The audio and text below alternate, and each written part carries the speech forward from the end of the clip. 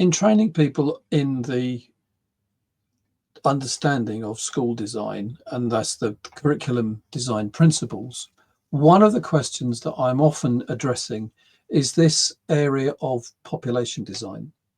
Now, we understand that children are grouped to be able to teach them. Now, if you go back to the Ken Robinson material, we know that there was this sense of children being date stamped and they're put into year groups. Now, in England, that's from September the 1st to August the 31st, and that rolling cycle. But the questions around population design beyond that year group are, what do we do and how do we operate below that level?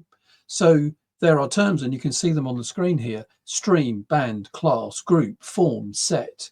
Now, if I was to talk through those in any given context, there would be a different response to what they mean. Streaming, often seen as quite negative, but what's the difference between streaming and setting?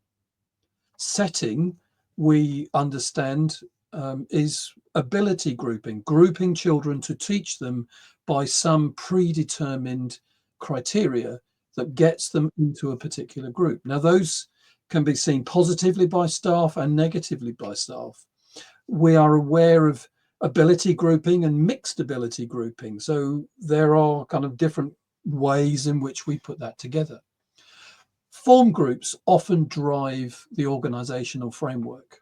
Those form groups are social groups that are constructed to be cohesive within an organization. Having children in the same form group all the way through their curriculum can be seen as positive, but it can be seen as negative.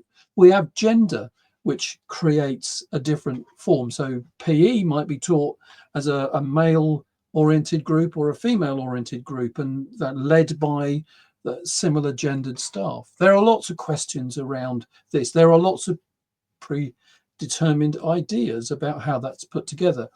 What I've done is to capture that in this whole idea of population design. What's the reason behind the creation of the groups? What is the purpose behind the creation of these orientations? The thing that you come to are three principles that stand out within population design: mobility, equity, and efficiency. Quite often in these structures, population design needs to be created so that there is some efficient structure. And often within inefficient structures, we end up with more classes than we can cope with, simply because the populations have been designed in a particular way. The equity means that it's doing the right thing for the learners that are in the group. And we talked about adaptive curriculum as a response. Is one size for all the right way? But the key aspect, and why I put it first, and I'm emphasizing here, is that we create these orientations so that there is mobility. We can move learners, particularly in setting. There's that that conversation about moving children. I need the freedom to move, which is why we see lots of blocking, so that I've got the capacity to move children. Now, if we don't have clear understanding of population design, we struggle in schools to be efficient, and we are challenging the equity of provision. And I give in our training lots of examples of where I've seen some really, really poor practice, which is then challenged by external scrutiny. So understanding population design is a key characteristic of the 12 principles of curriculum design.